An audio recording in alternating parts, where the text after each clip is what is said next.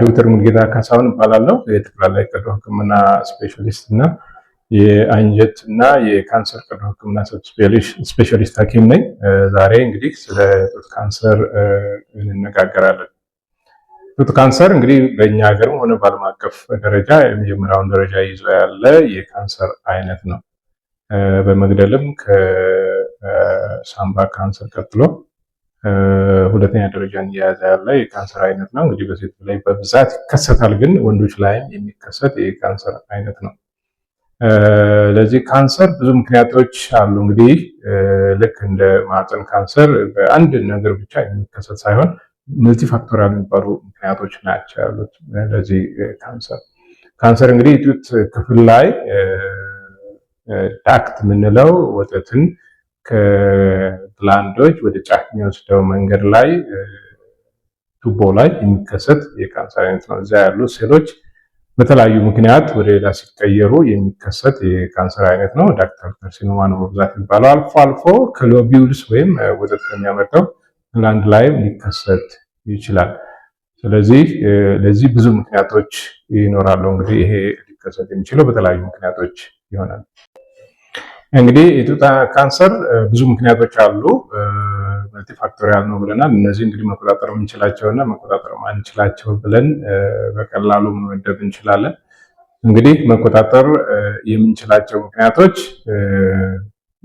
እንግዲህ ሆርሞን ጋር የተያያዙ ስለሆኑ ሆርሞንን መቆጣጠር የምንችልባቸው ለምሳሌ በጊዜ መውለድ፣ ከወለድን በኋላ ማጥባት የመሳሰሉት ምክንያቶች እንግዲህ መቆጣጠር የምንችላቸው ይሆናሉ ከቻለ ማለት ነው።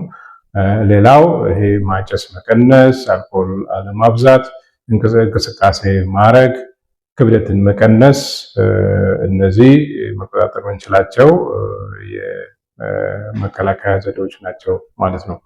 ነገር ግን መቆጣጠር ማንችላቸው ብዙ ምክንያቶች አሉ ለጡት ካንሰር። አንደኛው እድሜ ነው። እድሜ እየጨመረ ሲሄድ ካንሰር ማንኛውም ካንሰር እንደሚጨምር የጡት ካንሰርም እየጨመረ ይሄዳል። ሌላው ሴቶች ላይ በብዛት ይከሰታል።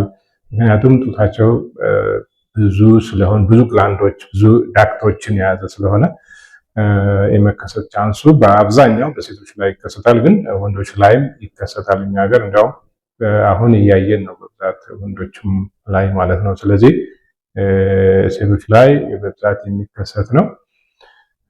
ሌላው እንግዲህ መቆጣጠር ማንችላቸው ምክንያቶች በዘር የሚተላለፍ ነው። በዘር የሚተላለፍ የካንሰር አይነትም ነው አለው። አንድ 5% ሄሪዲተሪ የምንለው ነው፣ ግን ወደ 25-30% ደግሞ ፋሚሊያል የሚባል ነው። በቤተሰብ ይከሰታል። ጂኑን ብዙ ባናቀው በቤተሰብ የሚከሰት ስለሚሆን ፋሚሊያል እንለዋለን። ግን የታወቀ የጂን አይነቶችም አሉ። ይሄ BRCA1-2 የሚባሉ የጂን አይነቶች ይሄ በዘር ወይም ሄሪዲተሪ እንዲሆን የሚያደርጉ ናቸው። ይሄ እንግዲህ በዘር ሊተላለፍ ይችላል። እናት ላይ ካለ ልጅ ላይ የሚከሰት አይነት እንግዲህ እነዚህ አይነት ምክንያቶች ሊኖሩ ይችላሉ ማለት ነው።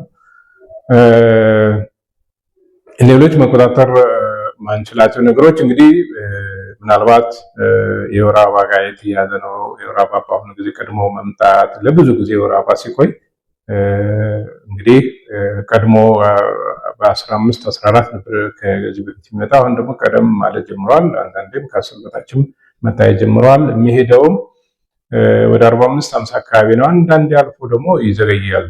ይሄ ሲዘገይ ለሆርሞን እዛ ዳክት ላይ ኤስትሮጂን የሚባል ሆርሞን ነው ብዙ ጊዜ ዳክት ላይ ሴሎቹ ቶሎ ቶሎ እንዲባዙ ያደርግና ከዛ የተወሰኑ ሴሎቹ ስህተት ሲፈጠር እንግዲህ ያ ከቁጥጥር ውጭ የሆነ ሴል ሊከሰት የሚችለው ለብዙ ጊዜ ኤስትሮጂን እዛ ላይ አክት ሲያደርግ ስለሚሆን ይሄ የወር አበባው ቀድሞ መምጣትና ዘግይቶ መሄድ ምናልባት እኛ መቆጣጠር ማንችለው ሊሆን ይችላል እና ይሄ አንዱ ምክንያት ሊሆን ይችላል። እንግዲህ ሆርሞን ጋር የተያያዙ ብዙ ምክንያቶች አሉ። እነዚህ ናቸው። ከውጭም ሆርሞን ስንወስድ አንዳንዴ እንደ ሰፕሊመንት ኦቨሪ ምን የወጣላቸው እናቶች ላይ የዘር ከረጢቱ ሲወጣ ሆርሞን ከውጭ እንሰጣለን። እነዚህ ተጨማሪ ነገሮች ሊሆኑ ይችላል። ብዙ ጊዜ እንክብሎችን ኤስትሮጂን ብዙ የያዘ እንክብሎችንም 10 ዓመትን በላይ ከተወሰደም እንግዲህ እነዚህ ምክንያቶች ለካንሰር እዛ እንዲከሰቱ ምክንያቶች ይሆናሉ። ግን በአጠቃላይ የጡት ካንሰር መነሻው መልቲፋክቶሪያል ወይም የብዙ ምክንያት ምክንያቶች ነው መቆጣጠር የምንችላቸው ማንችላቸውም አንድ ላይ ሲደመሩ የሚከሰት የካንሰር አይነት ነው ማለት ነው። እሺ እንግዲህ እነዚህ ምክንያቶች ከተከሰተ በኋላ ምናልባት ምን ምልክቶች አሉት የጡት ካንሰር የሚለውን ስናይ ጡት ላይ የመጀመሪያው ምልክት የሚሆነው እብጠት ነው። እብጠት ጡት ጋር ሊከሰት ይችላል። እንግዲህ ማንኛውም እብጠት ካንሰር ነው ማለት አይቻልም። እሱ መረጋገጥ አለበት በፓቶሎጂ ምርመራ። ግን እብጠት የመጀመሪያው ምልክት ይሆናል። እብጠቱም ብዙ ጊዜ ህመም የሌለው ሊሆን ይችላል። የትኛውም የጡት ክፍል ላይ ሊከሰት ይችላል ይሄ። ስለዚህ እብጠት ጡት ላይ ካለ ካንሰር አለመሆኑን ማረጋገጥ አለብን ማለት ነው። ሌላው ምልክት አልፎ አልፎ በጫፍ የሚወጣም እንደ ደም ነገር ሊሆን ይችላል። ከወተት ውጭ መውጣት የለበትም። ኖርማሊ ግን ደም ከወጣ በተለይ በጣም የሚያሳስብናል። ካንሰር አለመሆኑን ማረጋገጥ ነው ማለት ነው። ህመም ብዙም አይኖርም፣ ግን ብብት አካባቢም ስሜት ወይም ማበጥ ሊኖር ይችላል። ይህ እንግዲህ ትንሽ ወደ ብብት መሄድ ይጀምራል ማለት ነው። ሌላው ምልክቶቹ ጡት ላይ ያለው የቆዳ መሰርጎድ ነው። ቆዳ ሊሰበሰብ ይችላል። ጫፏ የጡት ጫፍ ወደ ውስጥ ሊሰረጉድ ይችላል። ቆዳ ወይም የጡት ጫፍ መሰርጎድ በጣም በጣም ምልክት ሊሆን ስለሚችል ይህንን በደንብ ማስተዋል ያስፈልጋል። አንዳንዴ በተፈጥሮ የሚከሰት የጫፍ መሰርጎድ አንዳንድ በዘርም ሊኖር ይችላል። ነገር ግን አሁን በቅርብ ጊዜ የተከሰተ ከሆነ ይሄ ካንሰር አለመሆኑን መረጋገጥ አለብን ማለት ነው። ሌላው ቆዳ ላይ ያሉ ለውጦች ናቸው። አንዳንዴ ሽብሽብ ያለ ሊሆን ይችላል፣ ሊቆስል ይችላል። የብርቱካን ልጣጭ የመሰለ ነገርም ሊከሰት ይችላል ቆዳ ላይ። እነዚህ እንግዲህ እዛ ውስጥ ችግር አለ፣ ካንሰር አለመሆኑን መረጋገጥ አለበት ማለት ነው።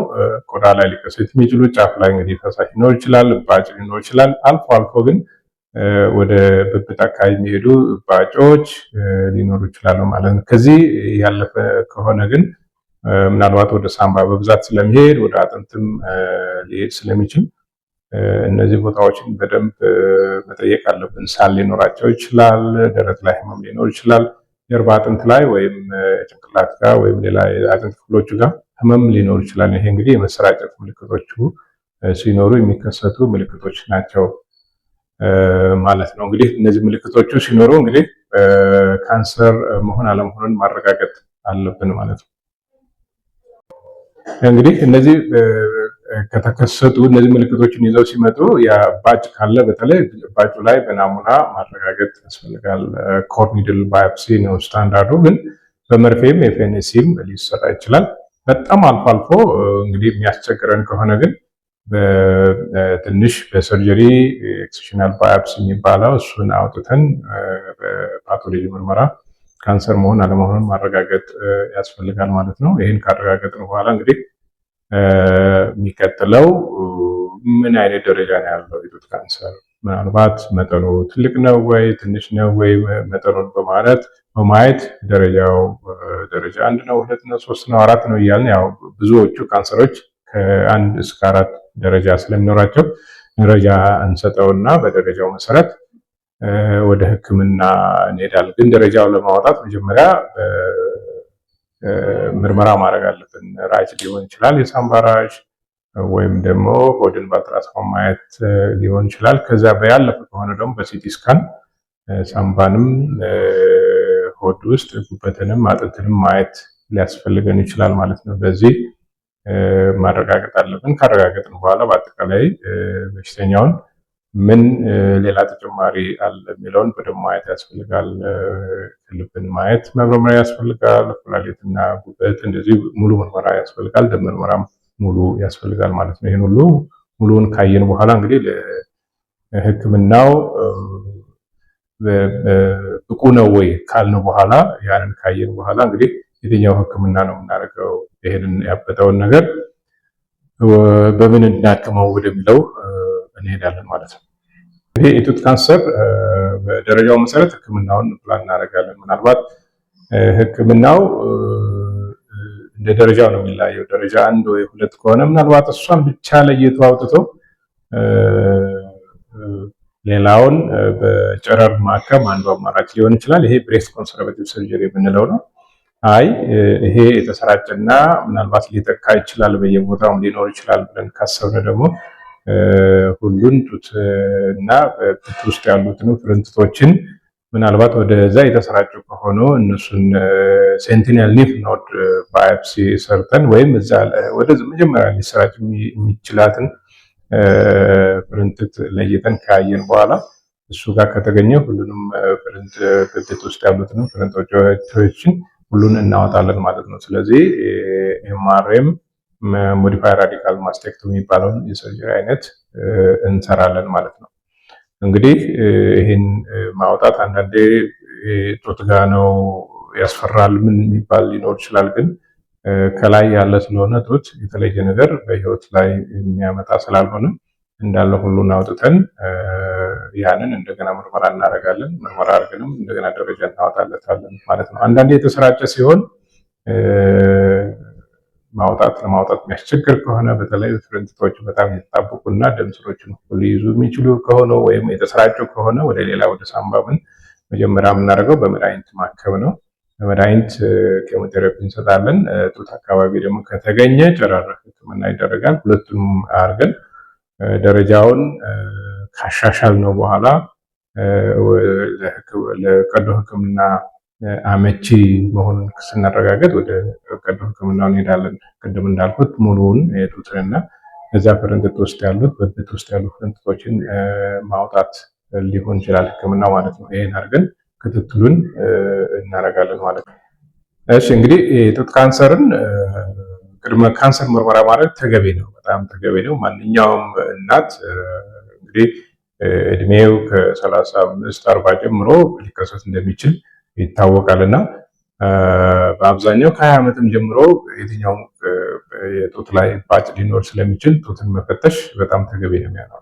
ምናልባት በዚህ በ15-20-25 አካባቢ የሚከሰቱት ካንሰር ላይሆኑ ይችላሉ። ብዙ ጊዜ በወጣትነት የሚመጡ የጡት መጉረበጦች ይሆናሉ።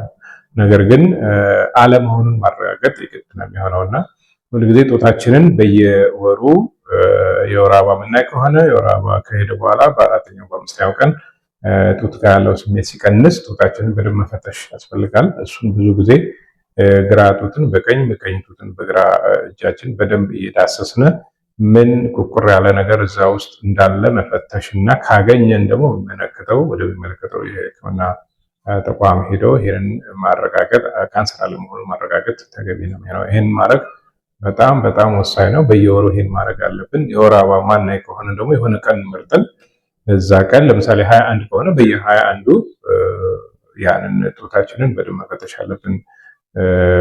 አንድ ደቂቃ 2 ደቂቃ ለጡት በወር መስጠት በጣም በጣም ዋጋ አለው። ስለዚህ በየወሩ ይሄን መፈተሽ ተገቢ ነው የሚሆነው ማለት ነው። እንግዲህ እኛም እናንተ ይሄን ታደርጋላችሁ፣ እኛም ደግሞ በየአመቱ ምናልባት እድሜ ገፋ ያለ በቤተሰብ እንደዚህ ምልክት ያለው ወይም አለመውለድ ነገሮች ካሉ አለመውለድም አንዱ ምክንያት ስለሚሆን እንደዛ ምክንያቶች ካሉ እኛም በአመት አንዴ ምርመራ እናደርጋለን። እኛም በዳሰን ልናይ እንችላለን። ምናልባት አስፈላጊ ከሆነ ማሞግራፊ የሚባል የጡት መመርመሪያ መሳሪያ አለ። በሱ የጡት ራጅ የሚባል ነው። በሱ መታየት አለበት። ማሞግራፊ ይታያል። እንግዲህ አንድ ታይቶ ምንም ከሌለው ምናልባት በየ5 ዓመቱም ልናደርገው እንችላለን። ማሞግራፊውን እያየን ያን ክትትል እናደርጋለን ማለት ነው። ስለዚህ ቅድመ ካንሰር ምርመራ ጡት ላይ በጣም በጣም አስፈላጊ ነው። ሁሉም ሰው ጡቱን መፈተሽ አለበት። እንደ ሃይ ሪስክ የሆኑ በተለይ ምክንያቶች እንደው ሊሆን ይችላል የሚባል ነገር ካለ ደግሞ ወደ ሕክምና ተቋም መጥቶ ያንን በጣም መታየት አለበት። ማሞግራፊ እንደ አስፈላጊነቱ አልትራሳውንድ ልናደርግ እንችላለን። ከዛ የዘለቀም ከሆነ የጡትም ኤምአርአይ የሚባል መሳሪያ አለ። ከሁሉም የተሻለ ሊሆን ይችላል። ሃይ ሪስክ በተለይ በቤተሰብ ዘር ጋር የሚተላለፉ አይነት ነገሮች ከሆኑ እነዚያን ሁሉ ምርመራ አድርገን መከላከል አለብን ማለት ነው። ይሄን ነው የነበረኝ። በጣም አመሰግናለሁ።